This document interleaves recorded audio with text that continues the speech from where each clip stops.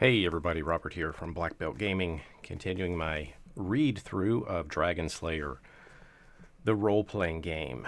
Remember, this is sort of a mixture of basic, BX, D&D with some of the classes and flavor of first edition. Very similar to the way I learned the game and grew up playing. Today I'm going to be covering the monk class. And this is an interesting rewrite of the monk. As we know from AD&D, the monk was sort of based on the Shaolin monk coming from China. So it sort of had more of a kung fu martial artist kind of feel about it. This monk is based more closely on the monk, what is it? Friar Tuck from Robin of Sherwood. Let's read a little more here. The ability requirements to be a monk are as follows: Strength 12, Intelligence 12, Wisdom 15, and Dexterity 15. Only humans can be a monk, and they can reach as high as they want to go. It's unlimited. So we're looking primarily for intelligence and wisdom for the important ability scores. Hit dice, a D8. As you can see on the experience point chart there, we have the different titles that you can assume. So Friar, for example, is right around level 5, and you can go all the way up to Abbot. Attack bonus, let's just double check. Was that similar? Yeah, it's similar to the Druid and the Cleric, so no real changes there. A monk class is the subclass of Cleric dedicated to a monastic order. They devote their lives to prayer, manual labor, physical training, scholarship, and spiritual growth. Monks are committed to the preservation of ancient knowledge and academic study. Monks lead highly disciplined lives and take vows of poverty, chastity, and obedience unto death. Monks serve as warriors, administrators, and counsel, subject to the needs of their liege lord and monastic order. Monks seek to rid themselves of worldly distractions, material and corporeal, in favor of spiritual enlightenment. They are second-line warriors with excellent maneuverability, and they are learned scholars and spellcasters to some degree. Remember, I'll be reading some parts, paraphrasing others, and even skipping around a little. Alignment and deity. Monks, like their deities, must be lawful in alignment. So monks are lawful. They begin play with the common language and ancient common, which is akin to Latin. They may use blunt weapons only, and they may not use armor or shields. Now that's interesting. Monks may use blunt weapons only. In the Robin of Sherwood, which I know was a major influence on the author in designing this game and some of the classes and spells I'm seeing, Friar Tuck regularly used a bow and arrow, but it looks like that monks here, as far as the class goes, cannot do that. So we see in the photo there, the drawing, the monk is holding a staff. That's what they're going to excel with. So monks are quarterstaff specialists with 3 abilities. First, monks receive a +1 damage, +1/2 damage with their staff every other level. So that raises to +2 at level 3 and +3 at level 5, etc. Second, a monk may use the staff to parry or deflect one successful melee or missile attack for no damage. This ability is usable once per combat for every 3 levels. So you can just totally negate a melee attack or ranged attack against you by parrying it with your staff. It's automatically successful, but only once per combat for every 3 levels.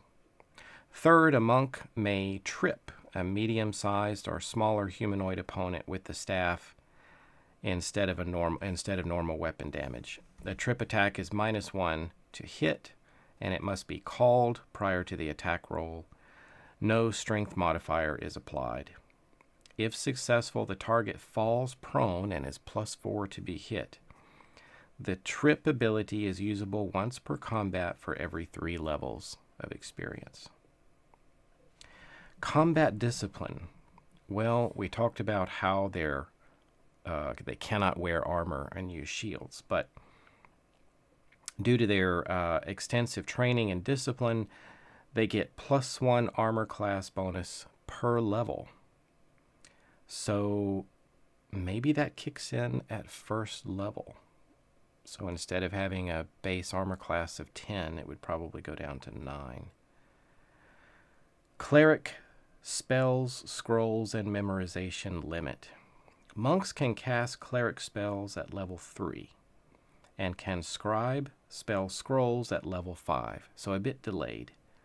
Monks do not receive bonus spells for high wisdom, and they may not memorize the same spell more than once per day. They take a vow of poverty. They may possess 20 gold pieces, I guess at maximum, and up to 3 magical items. They also take a vow of silence. If a monk violates their alignment, I guess this is in certain situations. If a monk violates their alignment, faith, deity, monastic order, they are required to take a vow of silence, and that lasts for 1 experience level. There's some role-playing challenges there, especially if you're playing online. You can't talk. Holy chant. The monk may chant as their sole action in a melee round and provide protection from evil/good in a 30-foot radius. Further, those in the area of the effect are immune to sleep, charm, hold, and mind-influencing spells. If the monk attacks or takes damage, this effect will end. The ability is usable once per day and does not stack with other forms of protection from evil or good. I'm going to quickly, hopefully quickly, get back here and take a look at what protection of evil does in this version. Let's see if we can quickly check that. Protection from evil. This spell protects the caster from attacks by evil beings and monsters. Specifically, the spell casts forth a magical barrier that wards against forms of mental control, as well as contact with summoned creatures. The protection moves with the recipient. The spell provides 2 protective bonuses. The recipient receives a +1 to saving throws and armor class. Next, the spell prevents evil beings and summoned creatures from touching the recipient and causes them to recoil in fear. The spell does not preclude missile attacks. The protection from contact by summoned beings terminates if the subject of the spell makes a physical attack. All right, so let's think about this for a second. The spell prevents evil beings and summoned creatures from touching the recipient, so you are completely safe. It is truly protection. The +1 to saving throws and armor class, I guess maybe that would apply to any attacks coming from anything or anyone. Even maybe something that this maybe isn't necessarily evil, but something else involved in the combat. I'm not sure. It doesn't specifically say, but you would kind of think that the +1 to saving throw and armor class would apply, even if you were attacked from a neutral source, perhaps.